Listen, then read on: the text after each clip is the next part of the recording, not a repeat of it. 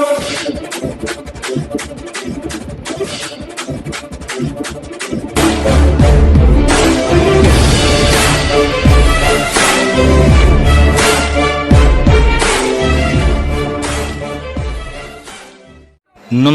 प्यारा Hindustan news channel में आपका हार्दिक स्वागत है। खबर रोहतक से। सांसद दीपेंद्र हुड्डा ने डीजल पेट्रोल की बेतहाशा बढ़ती कीमतों के खिलाफ विधायकों के साथ किया जोरदार प्रदर्शन। दीपेंद्र बोले, जब तेल 50 रुपये था तो भाजपा वाले कमीज उतार कर करते थे प्रदर्शन। डीजल पेट्रोल के दामों में बढ़ोतरी से मचा हाहाकार। दोनों हाथों से जनता का लूट रही है मोदी सरकार। उपायुक्त को राष्ट्रपति के नाम कांग्रेस कार्यकर्ताओं ने सौंपा ज्ञापन। किसानों की आय डबल करने का नहीं, हाँ, फसल उगाने की लागत जरूर डबल कर देगी मोदी सरकार। डीजल पेट्रोल कीमतों के दाम घटाने की मांग। पीटीआई शिक्षकों को दिया समर्थन। कहा, इस मसले को सरकार राजनीतिक दृष्टि से ना देखे। भारतीय बाजार में तेल सस्ता, मगर सरकार व तेल कंपनियां जमकर कर रही हैं मुनाफाखोरी। हकीकत में ये सरकार नहीं, व्यापारी है। किसान और मध्यम वर्गीय पर पड़ रही तेल के कीमतों में बढ़ोतरी की मार। दीपेंद्र हुड्डा ने कहा है कि डीजल पेट्रोल के दाम में बढ़ोतरी से चारों तरफ हाहाकार मचा हुआ है। लोगों के काम धंधे चौपट हो गए हैं। किसी की जेब में पैसा नहीं बचा। लोगों की लगी लगाई नौकरियां चली गई हैं।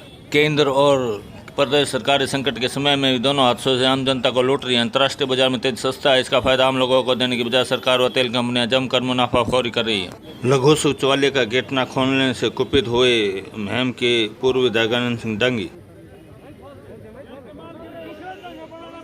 कांग्रेसियों के गुस्से को देख जिला पुलिस प्रशासन ने खोले लघु शौचालय के गेट।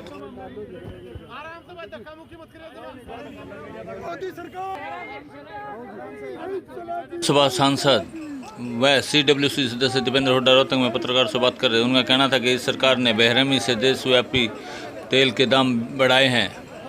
जब कांग्रेस राज में तेल के दाम 50 रुपये थे तो भाजपा वाले कमीज उतार कर प्रदर्शन करते थे। कांग्रेस के राज में अंतर्राष्ट्रीय बाजार में कच्चा तेल $107.09 प्रति बैरल था और डीजल 56.71 रुपये का मिलता था।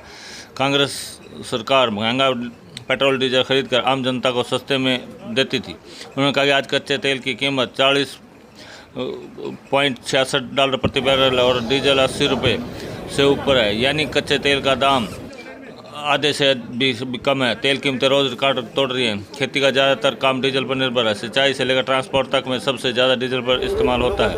सांसद दीपेंद्र ने कहा कि भाजपा ने चुनाव से पूर्व वादा किया था किसानों की आय दुगनी करने के लिए स्वामीनाथन आयोग की सिफारिशों को लागू किया जाएगा, लेकिन डीजल और पेट्रोल के दामों में बेतहाशा वृद्धि कर किसानों की कमर तोड़ने का काम किया। उन्होंने भाजपा सरकार पर कटाक्ष करते हुए कहा कि स्वामीनाथन की रिपोर्ट लागू करने के बजाय उन्होंने स्वामीनाथन को ही तेल लेने भेज दिया है। उससे बातचीत के बाद उन्होंने डीसी RS वर्मा को इस संबंध में ज्ञापन भी सौंपा। रोहतक से अनूप कुमार सैनी की रिपोर्ट। डीसी साहब, ये जो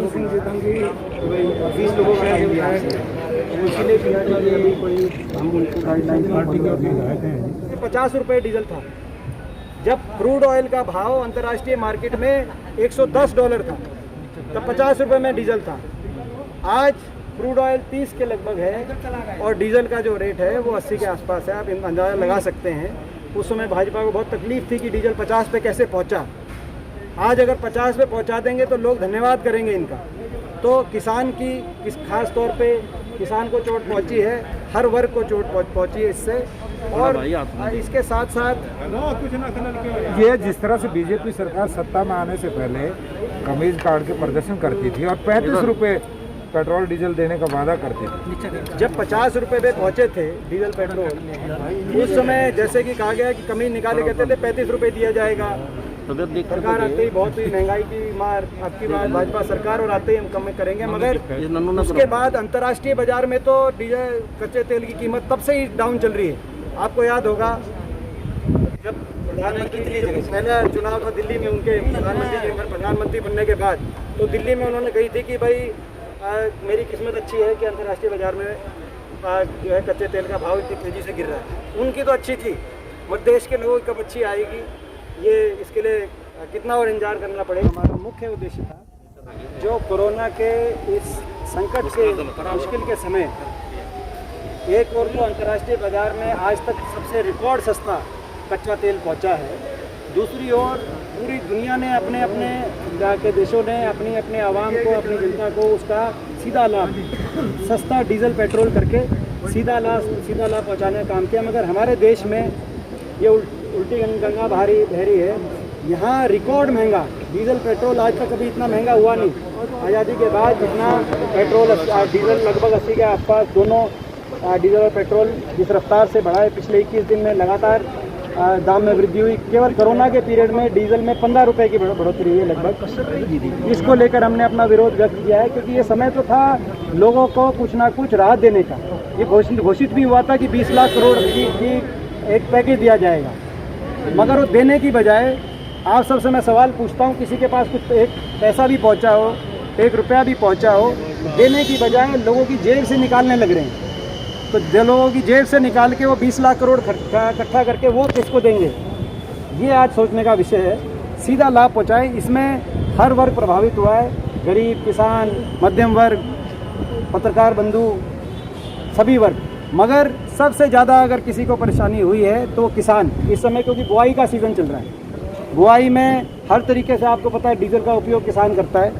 भाव तो बढ़ा नहीं, वायदा था इनका स्वामीनाथन लागू करके किसान के खर्चे पे 50% मुनाफा देके और किसान की आमदनी को 2022 तक दुगना करने का, मगर लागत दुगनी हो गई।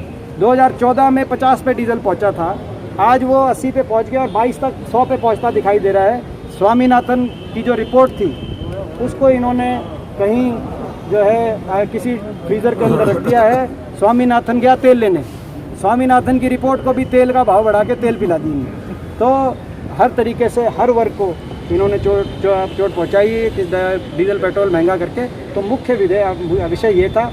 उसके साथ साथ आप लोगों के माध्यम से ये भी और हमने ये बात रखी है जो आज हमारे ज्ञापन में नहीं है कि कोरोना जिस स्पीड से बढ़ रहा है, ख़ास तौर पे हरियाणा में और हरियाणा में भी एनसीआर क्षेत्र के अंदर, वो आज चिंता का गंभीर विषय बन के दोबारा से हमारे सामने आया है। इस पर सरकार ने अपने हाथ खड़े कर लिए हैं, लोगों को राम भरोसे छोड़ दिया। हम साथ लगता पंजाब देखें, पंजाब में 5000 केस पहुँचे। साथ लगता राजस्थान देखें, पंजाब और राजस्थान में हमसे पहले कोरोना पहुँचा था। आपको याद होगा पंजाब में एकदम से बढ़ा था, राजस्थान में भीलवाड़ा के अंदर एक साथ केसेस आए थे, जयपुर में आए थे। आज राजस्थान के बराबर हरियाणा केस पहुँच गए, पंजाब से 3 गुना से ज़्यादा हरियाणा केस हो गए। तो और देश में सबसे ज़्यादा तेज़ी से हरियाणा में बढ़ रहा है और दुनिया में सबसे ज़्यादा तेज़ी से भारत में बढ़ रहे हैं कोरोना के जो केस हैं। 4% की हर रोज़ बढ़ोतरी हो रही है, जो कि अमेरिका, ब्राज़ील और रशिया से ज़्यादा है। अभी हिंदुस्तान चौथे नंबर पे है दुनिया में कोरोना के केसेस में, मगर 2-3 दिन के बाद तीसरे नंबर पे पहुंच जाएगा रूस को ओवरटेक करते हुए। ये एक चिंता का विषय है। सरकार यूँ हाथ खड़े ना करे, कुछ ना कुछ प्रबंध किया जाए और किस प्रकार की एहतियात बरती जाए उस पर विचार किया जाए, ऐसा जो है। और हम ये बात भी आज रखिए। तो ये सरकार की क्या नेग्लिजेंसी रही है इसमें? तो इसमें कई नेग्लिजेंसी रही है। एक तो मैं आपको उदाहरण दूं, वही सरकार यूपी की है। मैं इसमें दलगत राजनीति से ऊपर उठ के बात करना चाहता हूं, मगर यूपी ने अपने बॉर्डर नहीं खोले। नोएडा वाले बॉर्डर कितना दबाव था, अभी भी जब खोले हैं तो नियंत्रित किया है कि वहाँ पे कहीं ना कहीं चेकिंग होती है, चेक पोस्ट लगे हुए हैं और बिल्कुल एसेंशियल सर्विसेज के लिए अलाउड है। नोएडा बॉर्डर, नोएडा भी उतना ही जुड़ा हुआ है, मगर हरियाणा ने सबसे पहले अपने बॉर्डर खोलने का फैसला किया ना। तो आप ये देखें, मैंने जैसे उदाहरण दिया कि राजस्थान पंजाब से ज़्यादा पहुंच गया हरियाणा, यूपी के अंदर इस एरिया के अंदर नहीं हुआ, मगर हमारे होने लग रहा है। बॉर्डर खोल दिए। इसी प्रकार से शराब की बात थी, हरियाणा सरकार को किसी भी इनकी नीयत में जो दिखाई दिया कि इनको कोरोना से निमटने की नीयत नहीं दिखाई दी, कहीं अपने शराब के ठेके खुलवाने की नीयत है, बॉर्डर खुलवाने की नीयत है।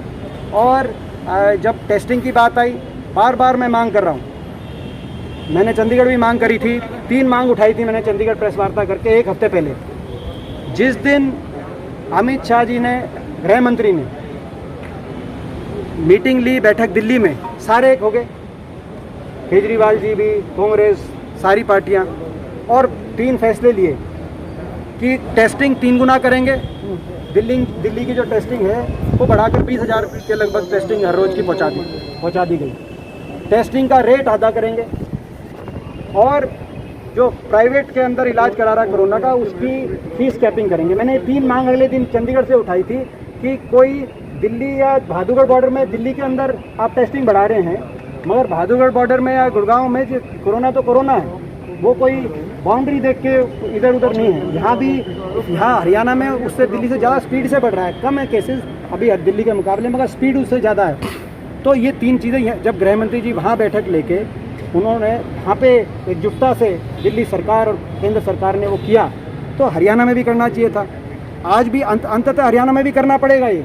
तो इन्होंने दो बात मेरी मानी, एक हफ्ता लगातार उसको उठाता रहा। तो टेस्टिंग की फ़ीस को आधे करने वाली के आग्रह को माना, जिसका मैं धन्यवाद करता हूं। और जो टेस्टिंग की जो कोरोना का इलाज है उसकी प्राइवेट में जो खर्चा है उसको लिमिट करने की बात मानी, उसका भी मैं धन्यवाद करता हूं। मगर जो सबसे महत्वपूर्ण बात थी, टेस्टिंग को बढ़ाता रहा। दिल्ली में जो टेस्टिंग बढ़ाई, आपने देखा अब दिल्ली के अंदर स्टेडियम के स्टेडियम कन्वर्ट करने पड़ रहे हैं। और जिस प्रकार से शुरुआत में दिल्ली से भी ढील हुई थी, जब बम्बई ने काबू किया टेस्टिंग बढ़ाकर, आज बम्बई में नीचे आ गया। मैं दिल्ली में जो उस समय दिल्ली सरकार और केजरीवाल सरकार ने जो है उस समय जो उस बात में कमी छोड़ी थी, आज हरियाणा में वो कमी देखने को मिल रही है। तो ये कोरोना को लेकर भी मैं जो है आप लोगों के माध्यम से सरकार का ध्यान आकर्षित करना चाहता हूँ कि इस पर लोगों को भगवान भरोसे ना छोड़ें।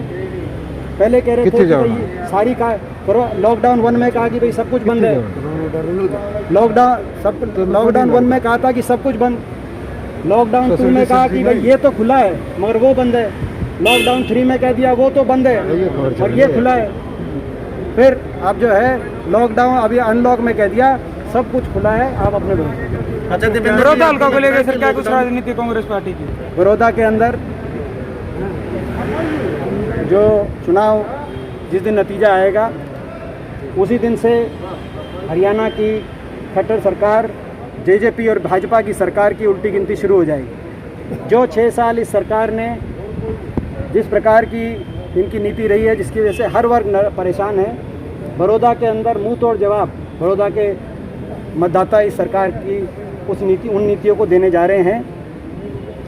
मगर मुझे बड़ा अचंभा होता है जब अब मैं देखता हूँ, आज मैं अभी सोनीपत से ही आया हूँ, कि सरकार के कुछ मंत्री संतरी अब बड़ौदा के अंदर अपनी हाजिरी लगवा रहे हैं, सक्रियता बढ़ा रहे हैं।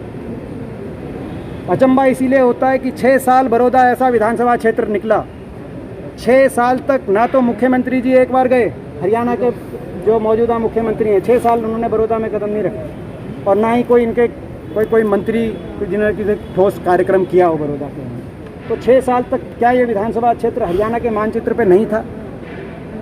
क्या इसका कोई दर्द नहीं था इस विधानसभा क्षेत्र का कि एकदम से अब दर्द जागा? अब कोरोना काल के 6 हफ्तों के अंदर, पहले भी बड़ौदा के लोगों का दर्द नहीं था, अब भी दर्द नहीं है। आप सोशल डिस्टेंसिंग को तार करके अपनी राजनीतिक एजेंडा लेके लोगों के बीच में जा रहे हो। लोग इनकी नीयत को वहाँ पे पहचानते हैं और हमारे लिए बड़ौदा एक घर के समान है जो विधानसभा क्षेत्र है, और एक मजबूती से हमें विश्वास है कि लोगों का वहाँ से साथ मिलेगा और इस सरकार को मुंह तोड़ जवाब जनता देते हुए उल्टी गिनती इनकी शुरू करा देंगे। दीपेंद्र जी आपकी दिल्ली में काफी पकड़ है, जिस तरह से राजीव, देखिए मैंने कहा कि जहाँ तक चीन का विषय है, पूरा देश एकजुट है, एकजुटता से पूरा देश एकजुट है, एकजुटता से हमारी फौज के साथ खड़ा है। इस प्रकार का वाकया हुआ, जो हमारे 20 जाबाजों ने शहादत दी, हम उनको श्रद्धांजलि देते हैं। देश की सीमाओं की रक्षा करते हुए 5 दशक में पहली बार भारतीय चीन सीमा पर इस प्रकार का जो है अपने प्राणों को न्यौछावर करते हुए हमारे जवानों को अपनी सीमाओं की रक्षा करनी पड़ी। चीन किसी गलतफहमी में ना रहे, ये हिंदुस्तान की फ़ौज है।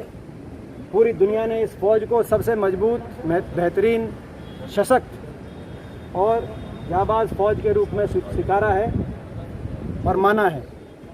और चीन जो है किसी भी गलतफहमी का शिकार ना रहे। चीन के विदेश मंत्रालय द्वारा भी गलवान घाटी को लेकर गलत भाषा का प्रयोग किया जा रहा है, ये स्वीकार्य नहीं है। हमारे देश को